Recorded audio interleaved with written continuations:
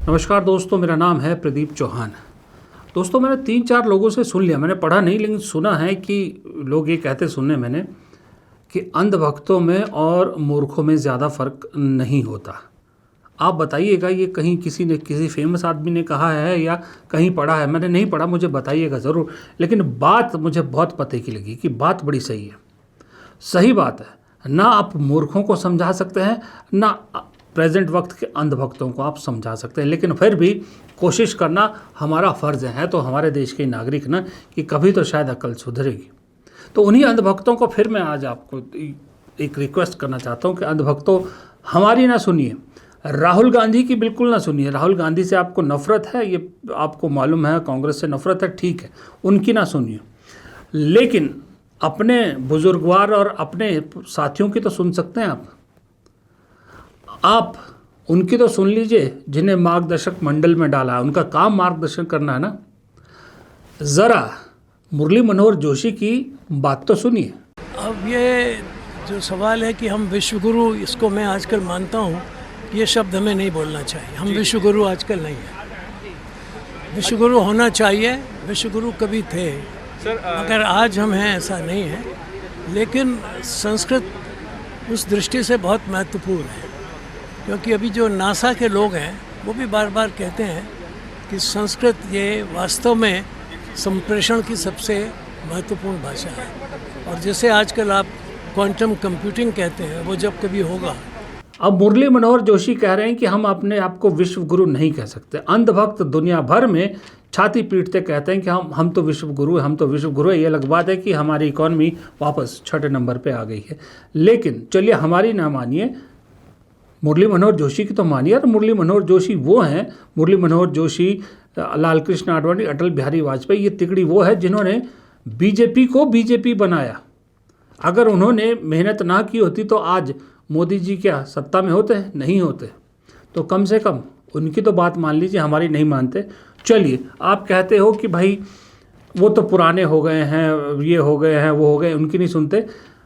अभी मौजूदा वक्त में जो आपके लिए चैनलों में डिफेंड करते हैं, अपने आप को पत्रकार कहते हुए आपके प्रवक्ताओं से ज़्यादा बेहतर काम करते हैं, उनकी तो आप मान सकते हैं बात। नहीं विश्वास है तो ये देखिए, हर्षवर्धन त्रिपाठी, ये नाम सुना होगा ना आपने, चैनलों पे बहुत डिफेंड करते हैं मोदी जी को। देखिए क्या लिख रहे हैं। लिख रहे हैं कि कल रात 8:30 बजे प्रधानमंत्री के बोलने में वो बात नहीं थी जिसके लिए प्रधानमंत्री नरेंद्र मोदी जाने जाते हैं। भारतीय जनता पार्टी और प्रधानमंत्री मोदी के लिए यह सबसे बड़ी चुनौती है।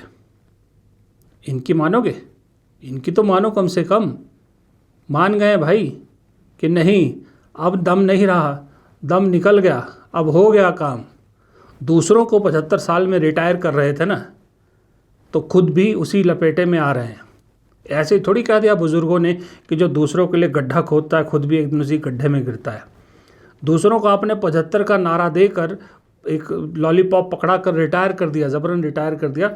अब खुद पे वक्त ने रिटायरमेंट की तरफ का इशारा कर दिया है। अंधभक्तों, इतना तो समझो, ये इशारा समझ रहे हो कि नहीं? कुदरत का इशारा नहीं समझ रहे?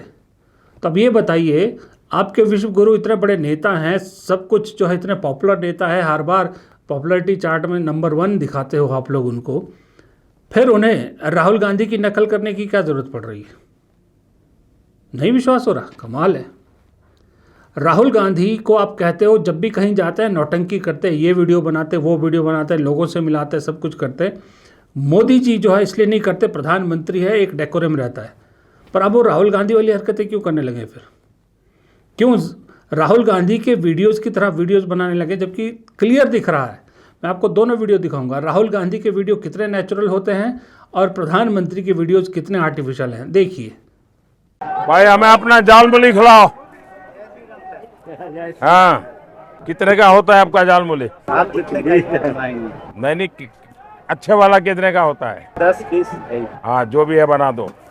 हाँ, दाल थोड़ी खाएगा? हाँ, खाएंगे, बिल्कुल खाएंगे।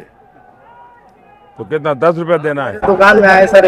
हाँ, 10 रुपये देना है। नहीं भाई, ऐसा नहीं। हाँ, हाँ। Good morning. Good morning. Most welcome. Most welcome. Most welcome.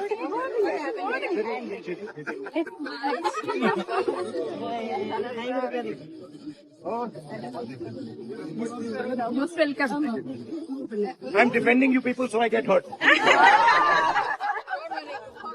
God will bless you. Thank you. Up of it. समझ रहे हैं? फर्क दिख रहा है? नहीं दिख रहा? ये भगवान, अगर अब भी नहीं दिख रहा तो मैं क्या करूं? चलिए एक और तस्वीर आपको दिखाता हूं। मोदी जी का या बीजेपी का, मोदी शाह का गढ़ कौन सा है? सबसे बड़ा गढ़ कहाँ है जहां बीजेपी को लगता है वहां कभी नहीं हारेंगे? गुजरात। गुजरात में एक शहर है सूरत, जहां विधानसभा चुनाव में आपके विधायक निर्विरोध जीत जाते हैं। उस सूरत में दुनिया की सबसे बड़ी, भारत की खास करके सबसे बड़ी डायमंड इंडस्ट्री है, सबसे बड़ी टेक्सटाइल इंडस्ट्री है। वहाँ ये हाल देखा आपने? ये वीडियो तो देखा होगा। मजदूर कैसे वहाँ से पलायन कर रहे मजबूरी में, क्योंकि वहाँ गैस नहीं मिल रही, किल्लत हो रही है सब चीज़ों की। लोग छोड़ छोड़ के जा रहे हैं जैसे कोविड के टाइम जाते थे।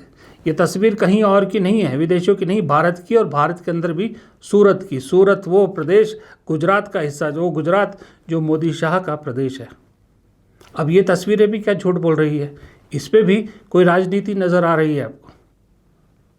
ठीक वैसे ही जैसे नोएडा की किसी फैक्ट्री में मजदूर बवाल करते हैं तो उसके पीछे पाकिस्तान का हाथ नज़र आता है, तो सूरत के पीछे भी क्या पाकिस्तान का हाथ है जो सूरत से लोग पलायन कर रहे हैं, जो लोग छोड़ छोड़ के जा रहे हैं?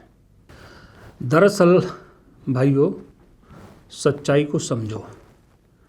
सच्चाई आपको समझ में नहीं आ रही। कम से कम इतना दिमाग तो लगाओ, आंखें खोलो कि 3 दिन का जो सेशन बुलाया गया था, जिसमें डिलिमिटेशन करने की कोशिश की गई, जिसमें सीटों को 850 करने की कोशिश की गई, क्यों की गई? इतना दिमाग तो थोड़ा जोर पे डालो कि क्या हुआ अचानक कि नीतीश कुमार को हटाकर सम्राट चौधरी को मुख्यमंत्री बनाना पड़ गया है। कुछ समझो, वक्त का इशारा समझो। वक्त का इशारा ये है कि मोदी जी खुद भी ये जान चुके हैं कि अब वक्त रिटायरमेंट का आ चुका है। वो रिटायरमेंट की तरफ जा रहे हैं, लेकिन रिटायरमेंट से पहले अपना पोस्ट रिटायरमेंट भविष्य सुरक्षित करना चाह रहे हैं। वो नहीं चाहते कि रिटायर होने के बाद किसी और की, विपक्ष की सत्ता आ जाए, जिसको हमने खूब तंग किया है, और फिर हमारे साथ भी वैसा ही कुछ हो। इसलिए वो सिक्योर करना चाहते हैं और अपने बाद अमित शाह को अपनी जगह बिठाने की पूरे जुगत बिठा रहे हैं। इस चक्कर में सीटें भी बढ़वाना चाहते हैं। इस चक्कर में पूरे प्रदेशों में जहाँ जहाँ सरकारें हैं वहाँ अपने कठपुतली मुख्यमंत्री बनाना चाह रहे हैं, ताकि वक्त आने पर वो अमित शाह के लिए खड़े हों, ना कि अमित शाह के विरोध में खड़े हों। ये सारी कहानी समझिए।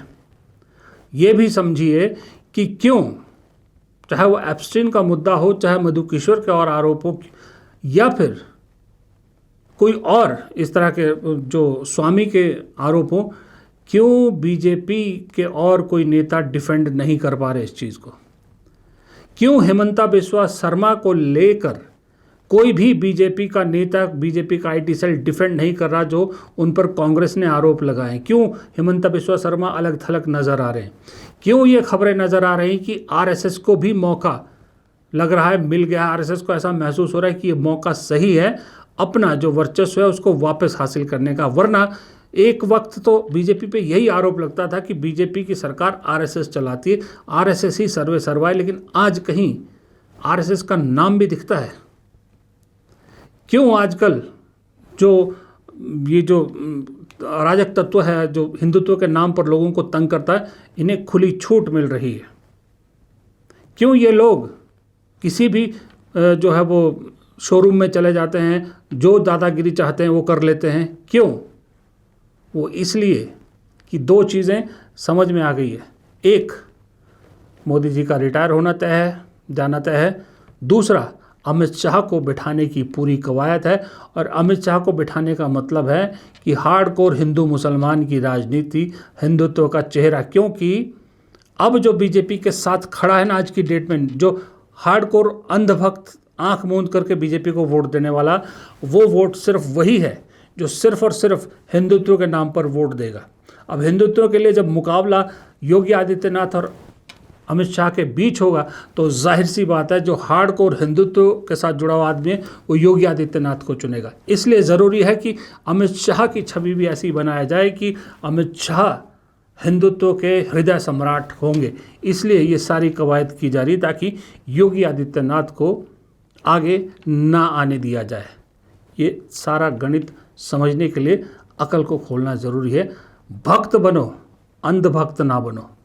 भक्त सबकी सुनता है, करता अपने दिल की है, लेकिन अंधभक्त सुनता भी एक ही की है, करता भी एक ही का है। फिलहाल इस वीडियो में इतना ही। प्रदीप चौहान को दीजिए इजाज़त। नमस्कार।